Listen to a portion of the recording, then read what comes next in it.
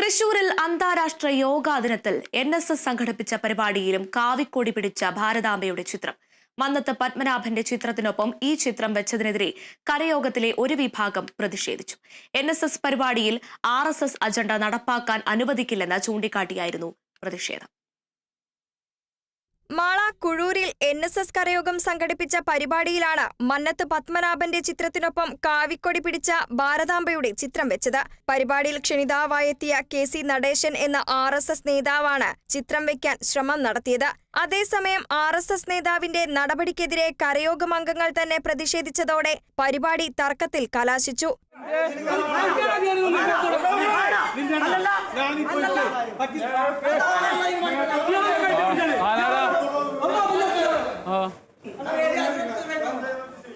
NSS പരിപാടിയിൽ RSS agenda നടപ്പാക്കാൻ അനുവദിക്കില്ലെന്ന് ചൂണ്ടിക്കാട്ടിയായിരുന്നു ഒരു വിഭാഗം പ്രതിഷേധമുയർത്തിയത്.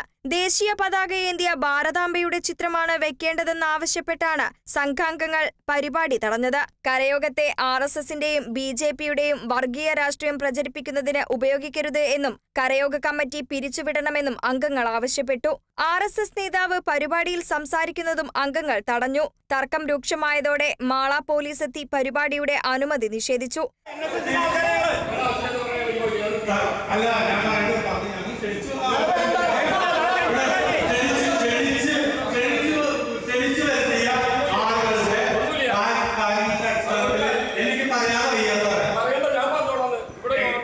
സംഭവത്തിൽ പ്രതിഷേധിച്ച് തിരുമുക്കളം കരയോഗാംഗങ്ങൾ ഫ്ലക്സ് ബോർഡ് സ്ഥാപിച്ചിട്ടുണ്ട്.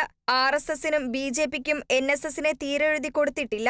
RSSന്റെയും BJPയുടെയും രാഷ്ട്രീയ കുടിലത കാണിക്കാനുള്ളതല്ല നായർ സമുദായ സംഘടന.